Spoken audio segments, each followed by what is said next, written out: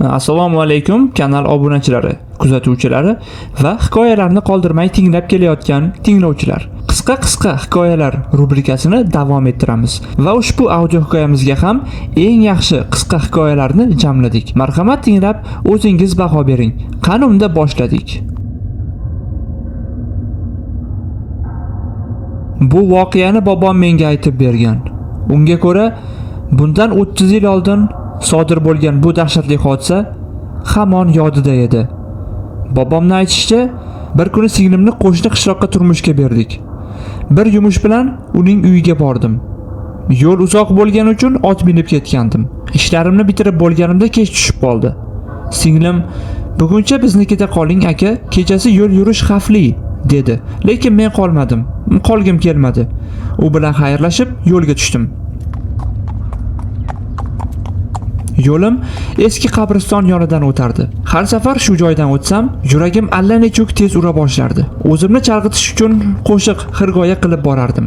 Ammo bu safar nariroqda, qabriston boshida kimningdir ingragan ovozi eshitildi. Yaqinlashsam, bir qiz yig'lab o'tirardi. Sekin gap boshladim. "Ey qizim, nega yig'layapsan?" U boshini ko'tarib javob berdi. "Yo'lda erim bilan urushib qoldik. U meni shu yerda qoldirib ketdi. Yolg'iz qo'rqyapman. Iltimos, meni qishloqqa olib boring." Qizning ovozi g'alati, sovuq edi. Yuzini yorug'ida yaxshi ko'ra olmadim, lekin ko'zlari g'amgin va g'alati jozibali edi. Uni yolg'iz qoldirib ketish qo'limdan kelmadi. Orqamga mindirib yo'lga tushdim. Ammo uzoqqa bormay, qiz belimni qattiqroq, mahkam ushlay boshladi. Yuragim g'ashlandi. "Nega bunaqa qattiq ushlayapsan?" dedim. U esa jim edi. Orqamga qaradim va yuragim urishdan to'xtagandek bo'ldi. Qizning yuzi o'zgarib ketgandi. Uning ko'zlari endi butkul qoraygan, ichiga botib ketgandi. Lablaridan jirkanch kulgu taraldi. Uning qo'llari suyak bo'lib, barmoqlari tirnoqlariga aylanib ketgandi. U asta-sekin menga yanada mahkam yopisha boshladi. Dahshatdan qotib qoldim. Yuragimni vahima bosdi. Otim ham bezovtalana boshladi. Ichimda faqat bitta fikr aylanardi. Bu qiz emas. Jon holatda xayolimga kalima qaytarish degan o'y keldi. Ovozimni baland chiqarib, kalima keltira boshladim. Qiz vahshiyona qichqirdi. Uning terisidan qora suyuqlik oqa boshladi. U titrab, siqilib, o'zgarib borardi. "Bukir!" deb qichqirib yubordi va ko'z oldimdan g'oyib bo'ldi. O'sha payt jon holatda otimni qishloqqa qaytadim. Uyga yetib kelib, nafasimni rostlashga harakat qildim, lekin tanamda bir zaiflik, ko'nglimda esa ayanchli vahima qoldi. O'sha tun uxlay olmadim. Ertalab uyg'onganimda tomog'im achishib, ichimda qandaydir qorong'u hissiyot bosib turgan edi. Bir necha kun yotib qoldim. Uydagilar meni qishloqning kuchli mullasiga olib borishdi. U meni duo qilib davoladi. Lekin hozir ham o'sha voqeani eslasam, yuragim muzlaydi. Lekin aslida o'sha kungi qiz kim edi? Nega bunaqa bo'lgan? Bu savollarga bobom hali hanuz javob topa olmaydi.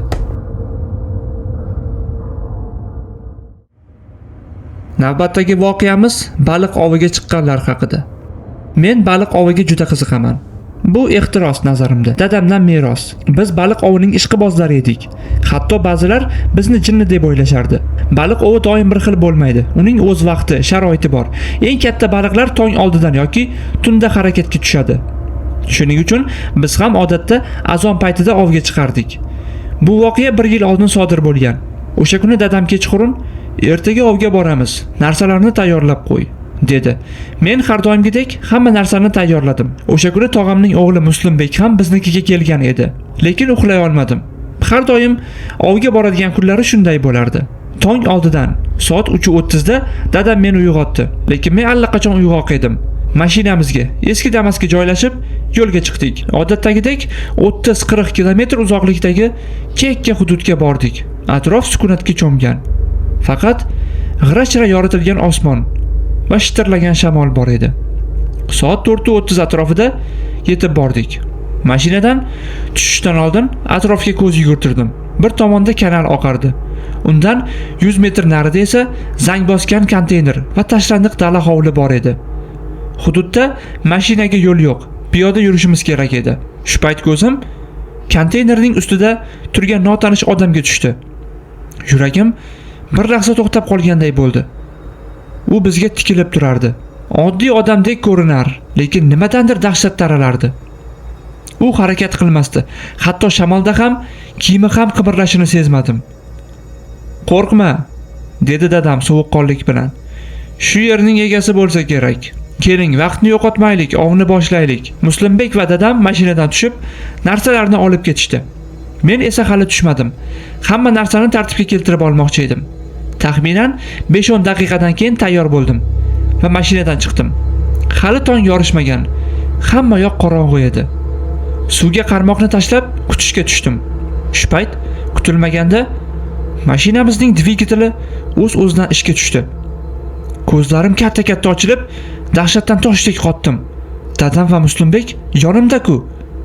Unda mashinada kim? Qaltiragan holda mashinaga qarab yugurdim. Yuragim gupillab urardi. Ichkariga qaradim. Hech kim yo'q edi, lekin mashina o'zi harakatlana boshlagan edi.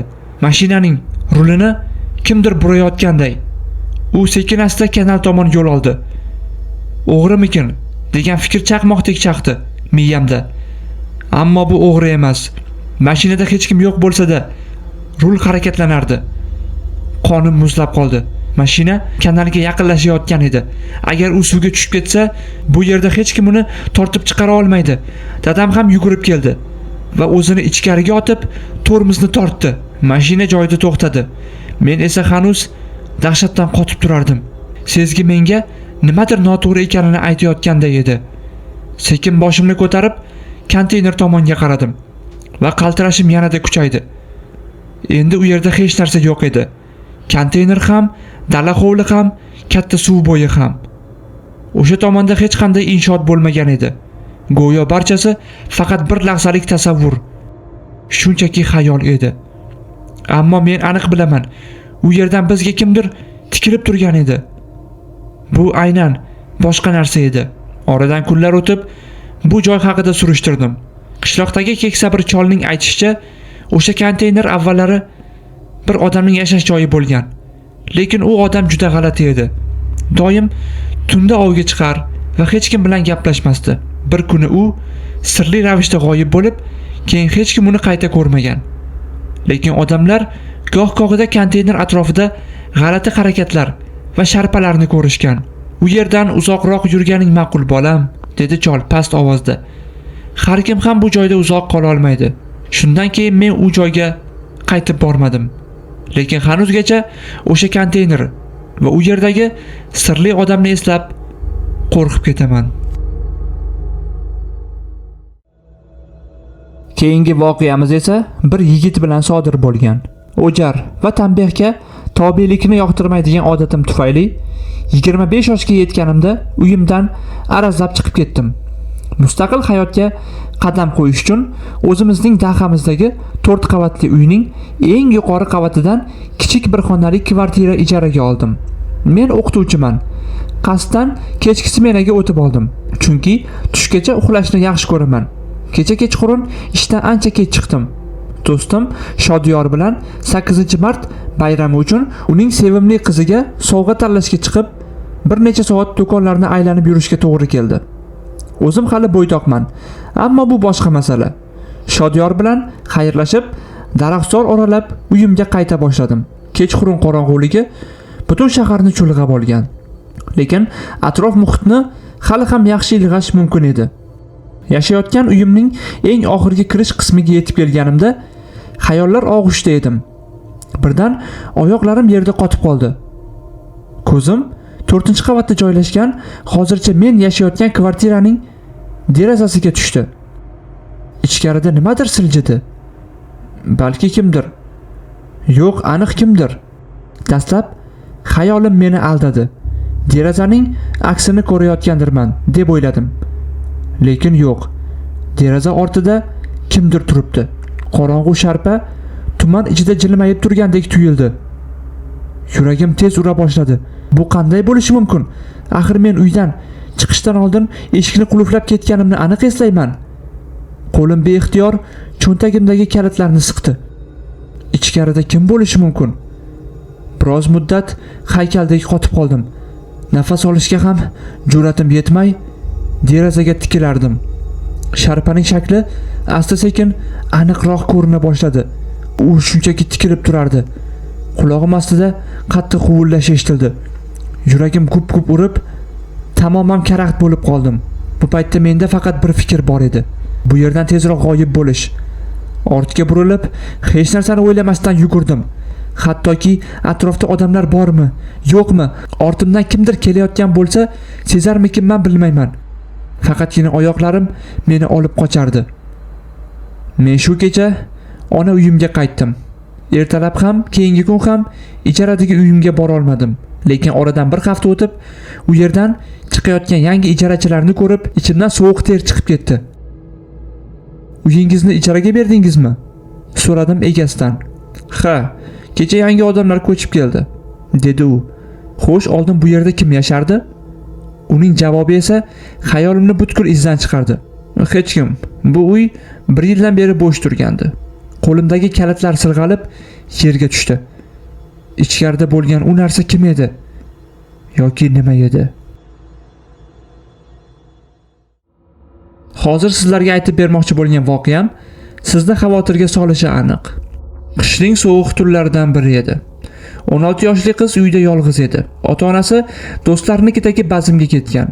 Uy esa qalin qor ostida jimjitlikka cho'milgan edi. Qiz mehmonxonadagi katta divanga o'tirib, iliq adyolga o'ralib olgancha televizor tomosha qilardi. Deraza ortidan tashqaridagi qorning sekin tushayotganini kuzatish ham unga yoqardi. Ammo bir mahal yuragi gupillab ketdi. Tashqarida qor bo'roni orasida qandaydir gavdani ilg'adi. Dastlab u bunga e'tibor bermadi. Ko'ziga shunchaki ko'ringandir deb o'yladi. Lekin ko'zlarini yana o'sha yoqqa qadaganida qor ortidan bir erkak kishining noaniq qiyofasi yaqqol ko'rina boshladi. U shu yerda turgan edi va to'g'ri qizning ko'zlariga qarardi. Qizning nafas olishi tezlashdi. Yuragi gursillab ura boshladi. Erkak asta-sekin yaqinlashdi va uning yuzi qor ortidan tobora aniq ko'rina boshladi. Bu yuz dahshatli edi. Har tomonga cho'zilib ketgan, chuqur kesilgan izlari, g'alati qiyshaygan ovoz. Bu g'ayritabiiy bir narsa edi. Xuddi qo'rqinchli kinolardagi Michael ismli qotil manyakni eslatib yuborardi. U qo'zg'almasdan qizga tikilib turar. Ko'zlaridan nimadir sovuq, qo'rqinchli narsa porlardi. Qiz o'zini harakatga keltirishga majbur qilib, titroq qo'llari bilan telefonni oldi va militsiyaga qo'ng'iroq qildi. "Allo, militsiya, iltimos, yordam bering." U shoshib gapirdi. Ovozi titradi. "Derazam ortida kimdir turibdi. U menga tikilib turibdi. Qo'lida pichoq bor." "Manzilingizni ayting." Qiz shoshilinch ravishda manzilni aytdi. U telefonni mahkam siqib ushlagancha derazaga yana bir qaradi. Erkak hanuz o'sha yerda edi. Yoki yo'qmi? Qor ortidan endi hech narsa ko'rinmasdi. U shunchaki g'oyib bo'lgandi. Qiz tizzasiga tirmashgancha titragan holda militsiyani kutdi. Oradan bir necha daqiqa o'tib, tashqarida sirenalar ovozi eshitildi. Eshik jiringladi. Qiz yeldek uchib borib uni ochdi. Militsiya xodimlari tashqarida hech kimni topa olishmaganini aytishdi. "Lekin men uni ko'rdim." Qiz yig'lab yuborishiga sal qoldi. "U deraza ortida turib, menga qarab turgandi. Qo'lida pichoq bor edi." Xodimlardan biri kulimsirab, "Ba'zan ko'zlarimiz biz bilan qaltis hazillashadi", dedi. Ammo tajribali xodimlardan biri shubhalanib, mehmonxonani sinchkovlik bilan ko'zdan kechira boshladi. U divan ortiga o'tib, birdan qotib qoldi. Gilam ustida nam oyoq izlari bor edi va yerda bir parcha qonli pichoq yotardi. Xodim sekin burilib, qizga jiddiy nigoh tashladi. "Siz erkakni deraza ortida ko'rdim dedingizmi?" Qizning nafasi tiqildi. U asta boshini qimirlatdi. Xodim qonga belangan pichoqni ko'rsatib, shivirlagancha aytdi. "Aslida siz uning aksiga qarab turgan bo'lsangiz kerak. U shunchaki tashqarida emas, balki sizdan atiga 2 qadam orqada turgan ekan." Qizning yuragi bir urib to'xtagandek bo'ldi. Qon tomirlarida sovuq vahima yugurdi va birdan xonadagi jimjitlik yurakni ezgudek bo'ldi.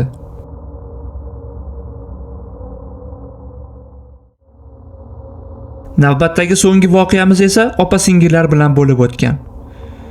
O'shanda kichkina qizcha edim. Yoshim atigi 6da edi. Mendan katta bitta opam va akam bor edi.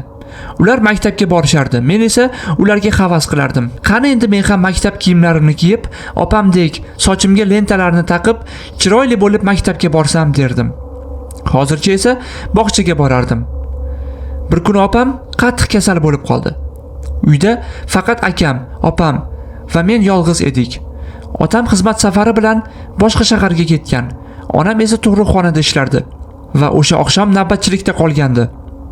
O'sha kuni havo juda dim va og'ir edi. Onamning ko'ngli juda noxush edi. Sira ishga ketgisi kelmas. Go'yo shu bugun qandaydir mudhish narsa sodir bo'ladigandek besaranjom edi. Opamning isitmasi bor edi. Maktabdan juda kech qaytgandi. Onam unga isitmani tushiradigan ukol qilib, biroz yotishini, menga esa opangga qarab tur, tag'in namoz shomda uxlab qolmasin, bexosiyat bo'ladi deb ogohlantirdi.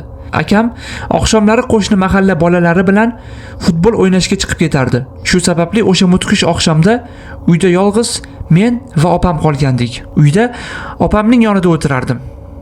Opam 5-sinfda o'qirdi. Ismi Surayyo edi. Boshim og'riyapti. Biroz yotib olaman, dedi. Qornim och edi. Akam Suhrob ham futbolga ketgan. Kechki ovqatni opam tayyorlashi kerak edi. Mahliyo, bor piyoz bilan kartoshkani artib tur, men biroz mizg'ib olaman. Opam o'rnidan turib, turishga kuch topolmay, erinchoqlik bilan meni xonadan chiqarib yubordi. Oftob g'arbga bosh qo'ygan. Onam aytgan namozshom payti. Onam tayinlagandilar. Opang uxlab qolmasin. Turing deb opamni qancha uyg'otmoqchi bo'lsam ham, u bo'shashgan holda javob bermadi. Xafa bo'lib oshxonaga bordim va piyoz archishga tushdim. Shu payt pastki uydan opam Surayyoning kim bilandir cho'zib gaplashayotgani ovozi keldi. Avvaliga sekin derazadan qaradim, ammo ovoz opamning xonasidan emas, 1 yil avval vafot etgan buvimning xonasidan kelayotgan edi. Lekin opam Surayyo o'z kvartirasida uxlab yotardi. Lekin uning ovozi buvimning xonasidan jaranglab eshitilardi. Juda qo'rqib ketdim. Lekin o'zimga "Opam-ku, nimadan qo'rqaman?" dedim va ohista buvimning uyi tomon qaradim. Xira, qorong'u uy to'rida buvimdan qolgan eskirib ketgan tosh oynaning qarshisida opam Surayyo oppoq libosda, sochlari yoyilgan holda ko'zguga qarab kim bilandir gaplashib turardi.